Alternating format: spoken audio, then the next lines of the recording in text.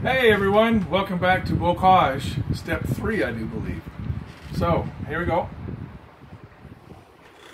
Now, I have prepped the green setup. You can see there's the dark green basic, and then the dark green with the first green overcoat. And we're going to take this one and give us our last green overcoat. And remember we mentioned in the first video that we wanted to do black because of these crevices that Mario and the Frontline boys have got in there, because it's really hard to get in there. So if you do black, it's okay.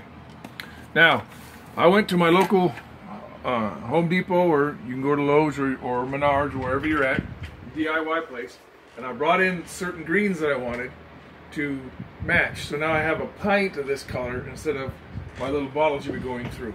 And just a note, always check the discarded or old paint, or the did not use paint, or the discarded paint, because you might find this bad boy. I got this bad boy.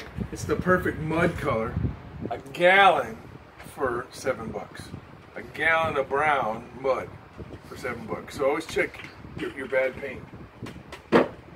But we're gonna go ahead and do a quick dry brush. Now this is the third dry brush over this, so it's gonna be the lightest that we have.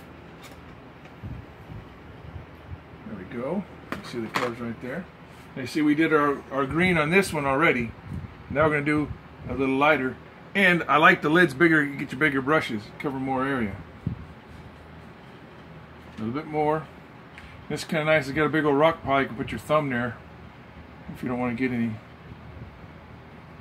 And it's really light. You don't want to go too heavy, because this is the top part of the green. You can see that it's going to really pop those details. And this technique works for the wood. We do 3 layers of brown, and the rocks, 3 layers of gray. But now you can kind of see a little harder, a little harder, and this really brings it up.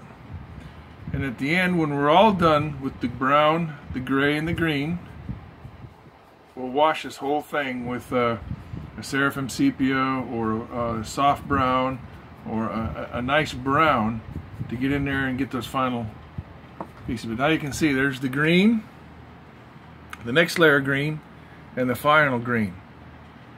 And then you just put your lid back on and you wash your brush. Now some people ask me, why do I have 3 colors of water, or 3 things of water? No, and it doesn't matter what color you put your cups in, it doesn't matter, but I always try to have 1 or 2 for regular colors, and then the third for your metallics, because your metallics get those little pieces of metal in there. You don't want to run around in the other paints. Sometimes I'll throw a thinner, a flow improver in this one, so you know, like your Winsor & Newton, or your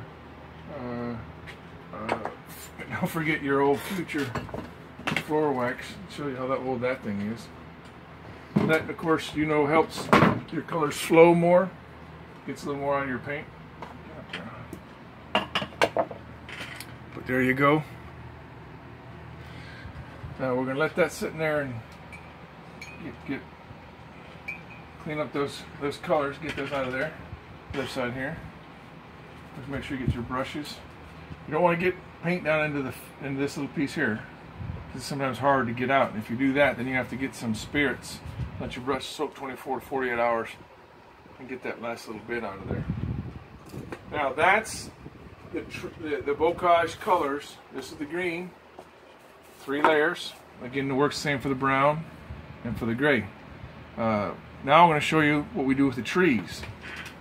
And the trees are, remember I told you about these little bunchy things.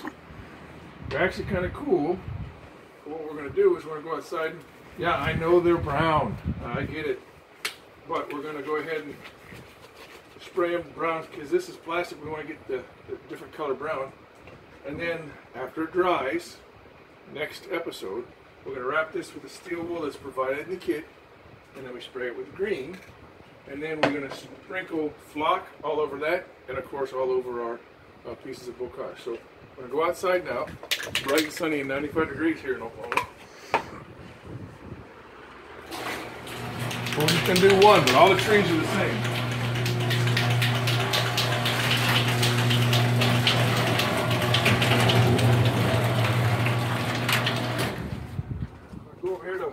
Tony's favorite place to paint stuff, as you can tell by the tops of our garbage cans. But this is a real, you know, and again, a brown. This one's called flat red, it says, but it looks more like a brown to me. Again, simple spray. See how dark that looks? And that's it. Now we'll let this thing dry. Actually, I'm going to put it over here in case the wind catches it. Always invert your can. Do a quick spray to make sure that the nozzle's unclogged. And that's it. So, we've done the Bocage strips. Later on, we'll show, in the final version, we'll show you what these look like when they're all done. And we'll show you what the gray and the brown look like when they're all done. You see the finished piece.